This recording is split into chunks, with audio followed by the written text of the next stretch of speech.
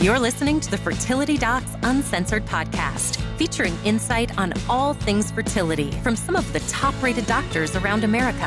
Whether you're struggling to conceive or just planning for your future family, we're here to guide you every step of the way. Hello, everyone. This is Dr. Carrie Bedient from the Fertility Center of Las Vegas, here for another episode of Fertility Docs Uncensored. I am here with my delightful colleagues, Dr. Susan Hudson of Texas Fertility Center. Hello. And Dr. Abby Eblen of Nashville Fertility Center. Hi, guys. Good to see you.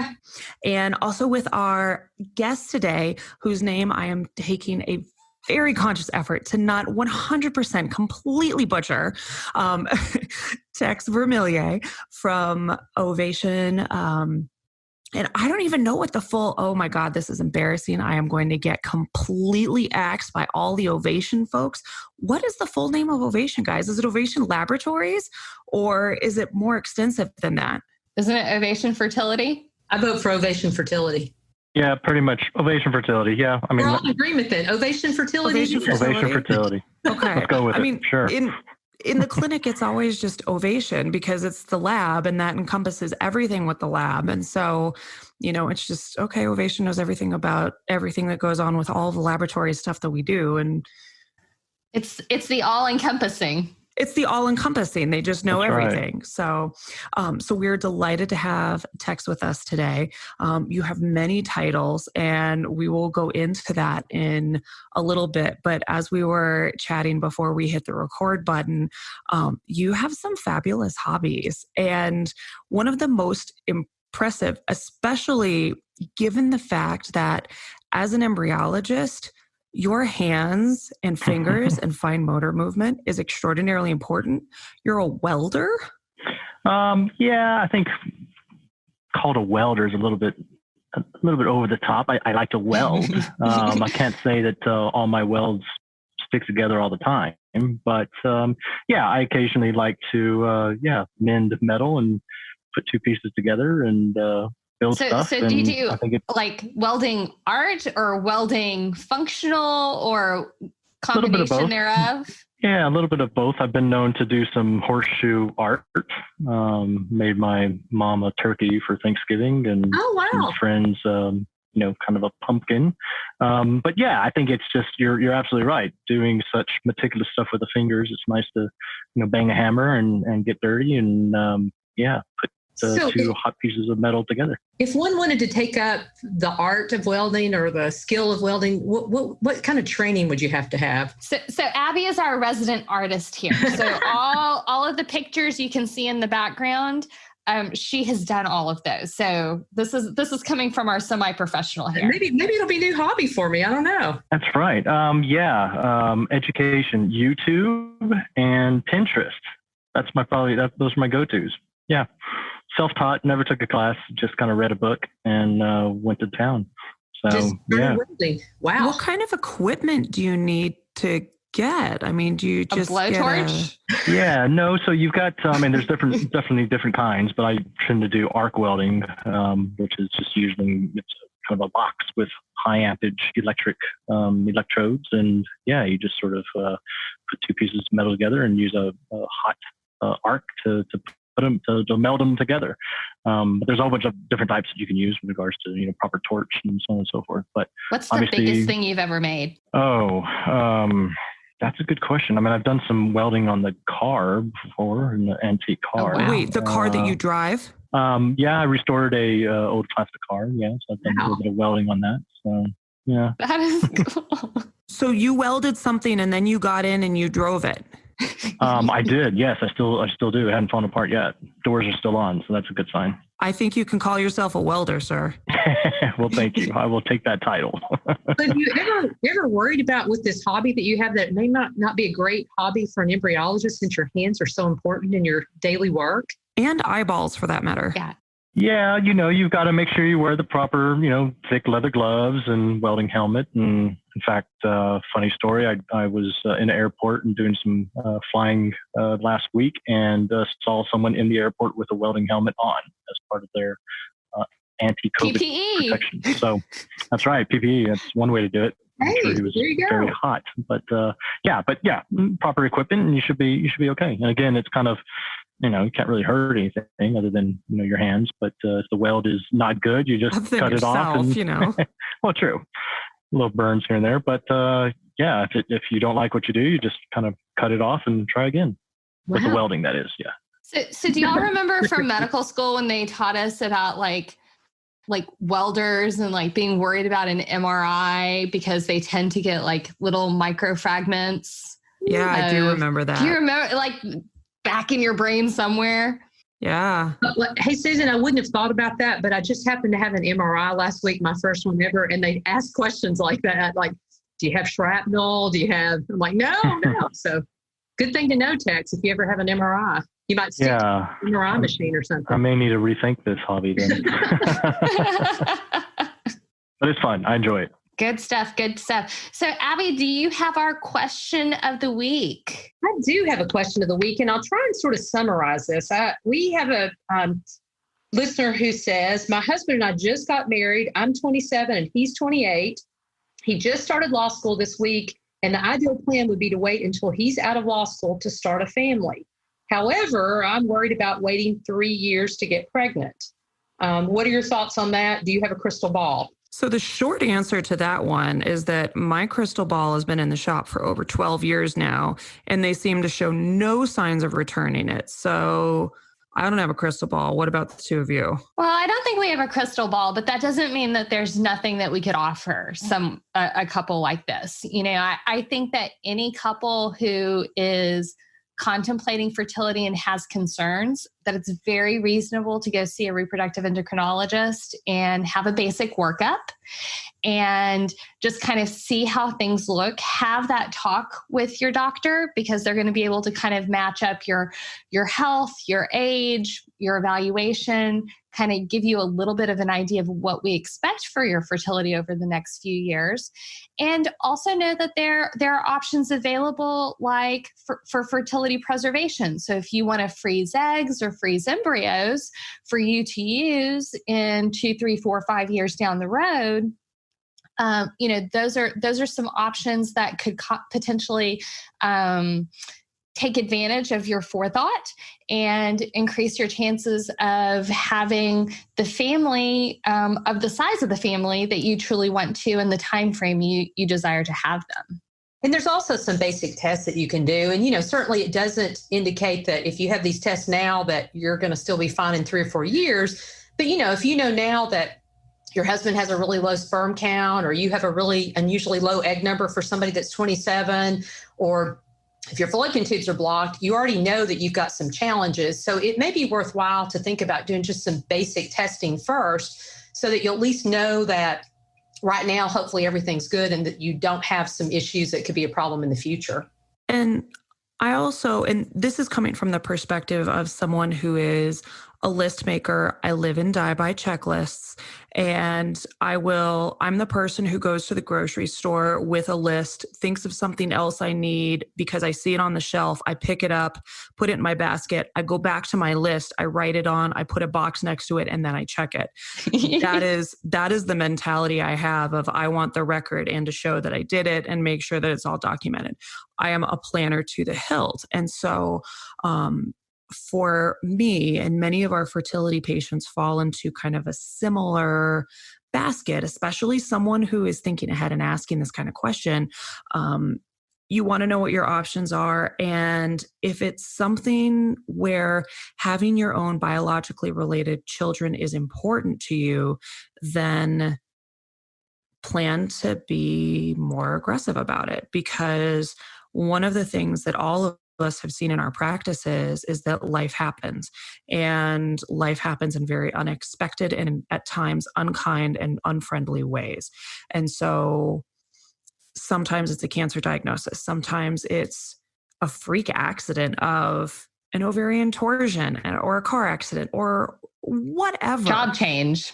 Yeah. And something happens that changes, a significant other change or whatever it may be. And so I tend to go with the philosophy of if you know that you are a professional and you know, or for whatever reason, that your childbearing is going to be delayed, but that it is very important for you, be proactive about it now, because your fertility starts to decline in your early 30s. It doesn't get more pronounced until mid 30s, but I've definitely had patients come in their early 30s where they've seen that decline. And we can get you pregnant one way or the other. But sometimes that one way or the other involves egg donation, sperm donation, or gestational carrier. And sometimes we can avoid that if we see someone earlier rather than later. And so it's never going to hurt to have the conversation and at least know the options, even if you don't do a single test or a single thing. So, okay. Very good. So our topic of today is chain of custody. And whenever I think of that term, I always think of all the big crime shows because, of course, CSI Las Vegas it goes through all of that stuff. And especially as a kid and a young adult, because I'm a dork and I don't watch TV anymore because I don't have time.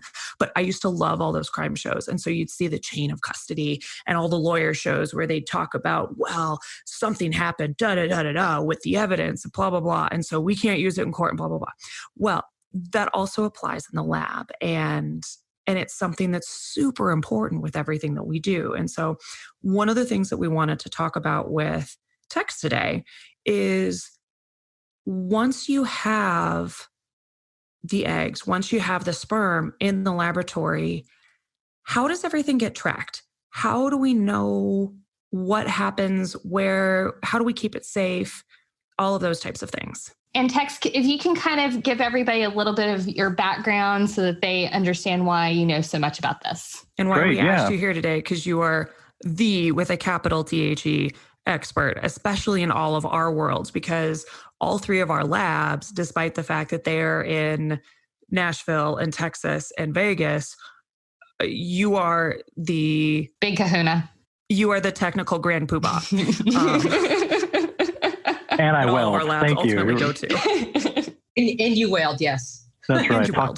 Talking me up. That's great. Well, thank you. It's a great opportunity to be here and get invited on, to share some of my experiences. So I've got a pretty colorful background, to be honest. I graduated from Cornell University, South Texas, born and raised, and first time ever saw snow up in Ithaca, New York.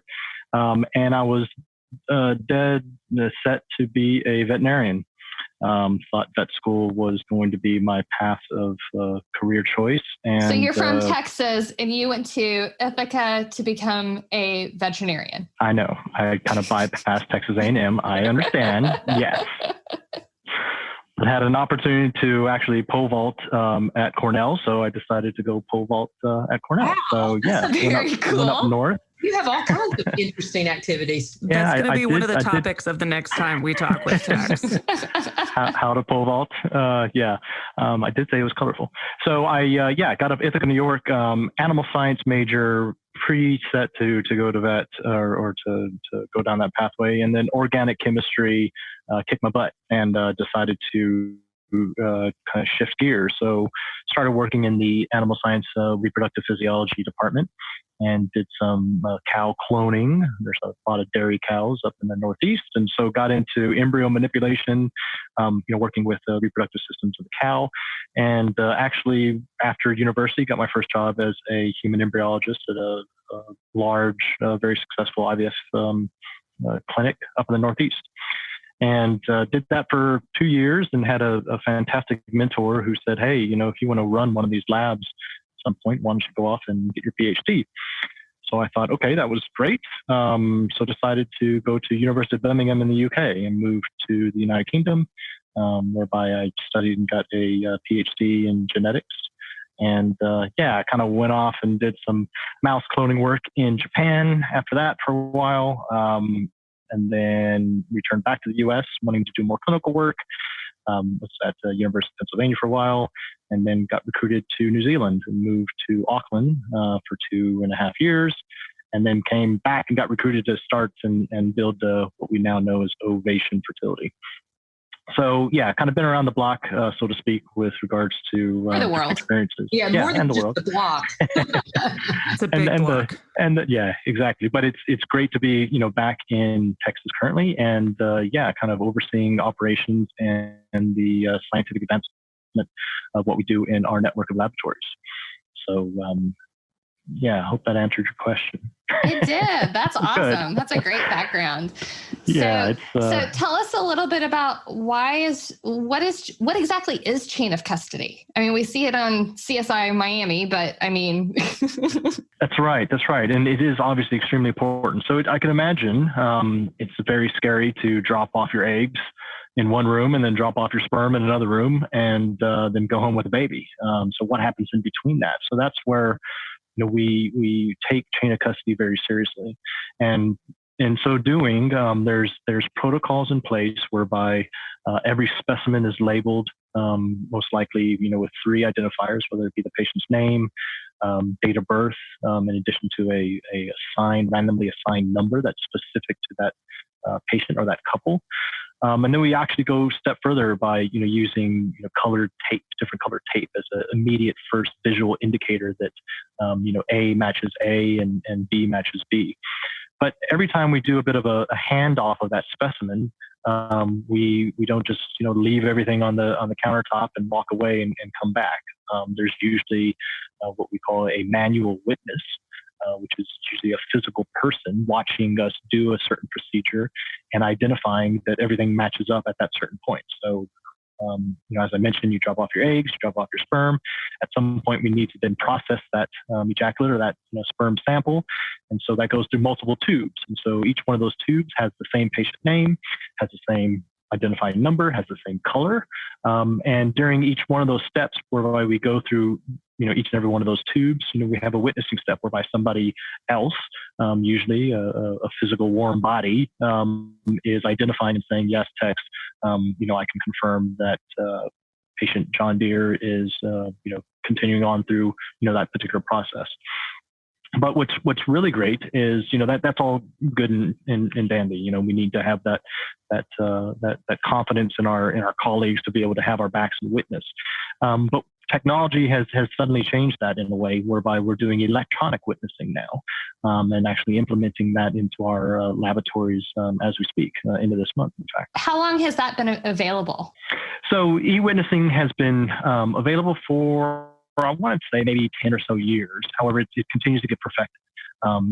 Originally it was a laser scanning of the dish and using, either just etching of the dish to be able to identify and record patient to patient. But now with technology, we're using QR codes, that small little box with all those little dots in it, in addition to typical barcodes like at the grocery store, and even now using RFID chips, which are radio frequency identification chips that are on each piece of plastic or each part of the actual process. So how do you keep those the same if you have, do you buy like a set, or do they get stuck on them, or how does that work? Like, how do you make sure it's the same for, Mrs. John Doe and Mr. John Doe that are married? How do you make sure that they have all the same stuff that sticks together and that it's not for Mr. and Mrs. Smith who are coming in 2 hours later? Yeah, great question. So before the patient even comes into the laboratory, usually they are provided a ID card, and on that card actually has one of these barcodes. So similar to if you've gone to the doctor and they do a timeout and they read your handband or your armband, your wristband, saying that you are John Doe and this is who's getting ready to have a procedure on the left knee. Okay, so we kind of do the same thing. We confirm with the patient what they're there for. We will usually scan, or will now scan their ID card.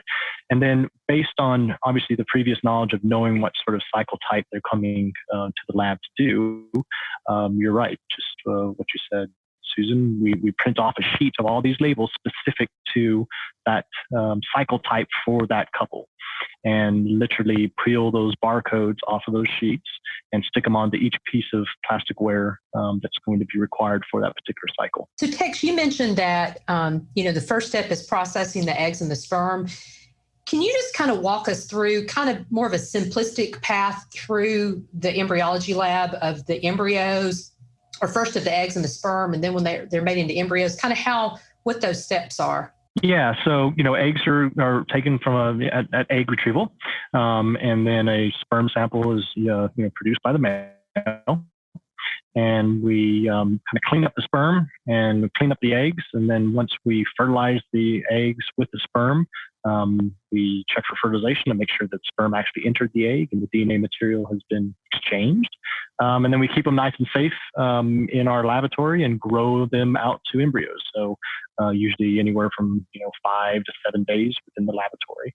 And then depending on what kind of cycle type, those embryos are more likely either transferred fresh back into the woman or they're frozen for use later.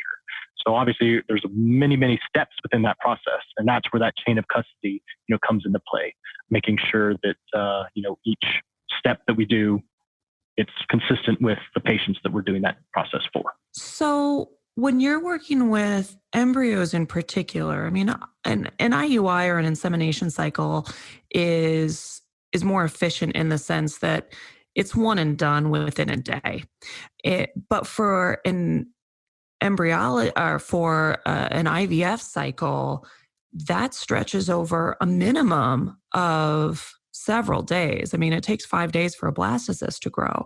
And so how do you keep things straight when you've got 10, 20, however many patients couples are going through over the course of that time, because you have one laboratory and however many incubators? How do you make sure that each day when you're going to check on, Mrs. Smith's versus Mrs. Doe's embryos, how do you make sure that you are looking at and working with the correct set of embryos, and that all the way through those 5 days, it stays with the correct labeling and the correct set of everything, and nothing gets crossed or mixed or interchanged? Great question. Yeah, great question. So for starters, we only look at one patient material at a time. Okay, so we may have multiple patients in the laboratory, and we have multiple embryologists. And these are the scientists that are looking at the embryos and kind of working with the specimens. But never at one point, and this is strictly enforced, never at one point would you have two separate patients' materials out in the work environment at the same time. So in addition to that, we have kind of like a real-time workflow whereby we know which patients' embryos need to be looked at certain times of the day. And so we sort of stagger that out, whereby if someone had an egg retrieval and insemination yesterday, tomorrow morning we're going to focus on verifying fertilization for those particular patients.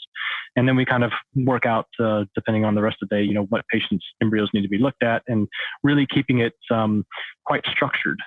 So it goes by kind of a schedule, so to speak. But the beauty of something like the witnessing system, or electronic witnessing system, is that every time we take a cultured dish in which the embryos grow in, every time we take it into our working, we call it a hood, our working cabinet, we scan it and we verify that this is Mrs. Smith's dish, and therefore I'm looking at Mrs. Smith's embryos and recording that accordingly. And then when I go back to that incubator, I then scan the incubator, which houses these embryos and grows these embryos, and making sure that Mr. Smith embryos or Mrs. Smith embryos are going directly back into that specific incubator. So it's very time consuming, but that electronic witnessing system kind of gives us another glance as to, protection to confirm that the events are occurring correctly. So I have a question. As a former IVF patient myself, I think one thing that patients are often the most nervous about is not even what happens in the lab, but what about those embryos that are cryopreserved to be used later on? So embryos that are getting shipped via FedEx or whatever, courier system we're using to somewhere else in the country for long-term storage. And then, when we're needing them, getting shipped back and forth. Can you describe how that works? I mean, this is really cool for within your own system, but how are things kind of watched when you're going from one company to another company? And what are some things that we at Ovation do that might be a little bit different? Yeah, another good question. So all of it, of course, is confirming the chain of custody up to that point where we freeze the embryos. Now, in Ovation, we use our one specific courier, whereby we know that our tanks, in which hold this liquid nitrogen, that's very, very cold coolant. These tanks are verified, they're temperature controlled. They actually have a GPS tracking system on these tanks. And so we know that when we're putting these embryos that are frozen into these tanks and shipping them from Texas to Las Vegas, these tanks are monitored 24/7. And we know exactly anywhere in the world where these tanks are. Now that unfortunately can't be said for all labs that ship. You can't really do that with FedEx and some other couriers. But we've really taken big steps to confirm and to make sure that our shipping process is legitimately probably the best in the industry.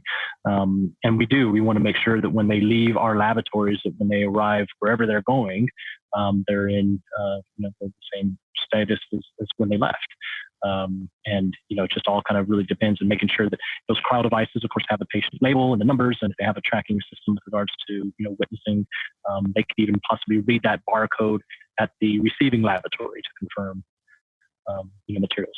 Another question I think patients have too is, even for the embryos that are stored in each individual lab, what kind of alarms are available to, if something happens in the middle of the night and the power goes off, what kind of alarms are available to our clinics to let everybody know that we need to get in there and take care of something? Yeah, great question as well. So obviously we want to safeguard our frozen assets, right? Our frozen materials. And so these tanks, which hold, again, liquid nitrogen and our frozen embryos at roughly negative 196 degrees Celsius.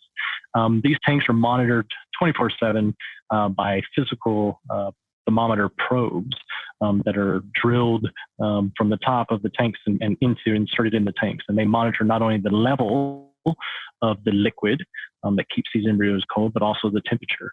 And so these are run simultaneously. I think the data points are within seconds, all throughout the day. And all of that goes to a network of alarms. So if there's a slight breach of temperature variation, so to speak, then we go through a phone tree and we'll call members of our expert team to go back into the lab 24/7, whatever time it is. It's their responsibility, part of their duties, and they want to make sure that these are protected all the time. So we will go in, see if there's any issues. If there are, we have backup containers whereby we can move all the contents out and continue to safeguard them accordingly. But obviously, alarm system and verifying that our materials and the materials of patients are kept in proper conditions is a very, very high priority. That's awesome. That's awesome. Are there any other reassurances or words of advice, Tex, that you would give to our listeners when they're concerned about chain of custody, about maybe reaching out to their respective labs and that type of thing? Absolutely. Yeah. It's always a great question. Just, ask your laboratory and say, hey, what can you, what protocols do you have in place to ensure that, chain of custody is currently being actively monitored as well as being done. And, again, if we have a witnessing system, the electronic witnessing system, we were able to log all of that accordingly. And we're now getting to the visibility that this may one day be supplied with a patient's cycle once it's complete. So you can see the time points, you can see the signatures when things have done.